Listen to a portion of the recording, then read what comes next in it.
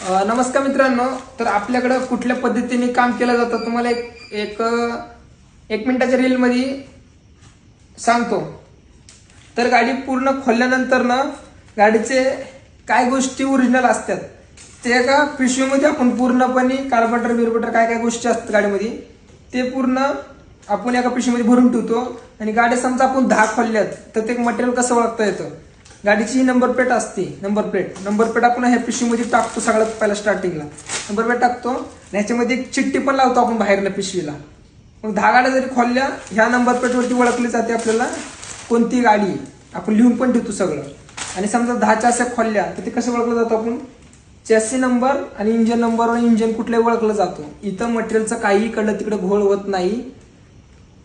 जे गाडी खोलतो आपण त्याच्यामध्ये जर मटेरियल काय गोष्टी बदलायच्या असेल तेच बदलतो, नाही तर ते प्लेटिंग करतो, पेंट करतो आणि गाडीला परत पूर्णपणे बसवतो। आता ही गाडीची कंडिशन तुम्ही बघू शकता कशी आहे काय। आणि आपण ओरिजिनल स्पेअर मागवतो, वेळ लागला तरी चालेल, बाहेर आपलं कॉन्टॅक्ट आहे तिथनं मागवतो आणि गाडीला आपण स्पेअर ते बसवतो ओरिजिनल। तर अशा पद्धतीचं आपल्याकडे काम केलं जातं। आता 2 गाड्या खोलणार आहेत, अजून काय गाड्या खोललेल्या आहेत त्यांचं स्पेअर ह्या पद्धतीने ठेवलेलं आहे आपण। तर ह्या क्वालिटीचं काम आपल्याकडे होतं। धन्यवाद।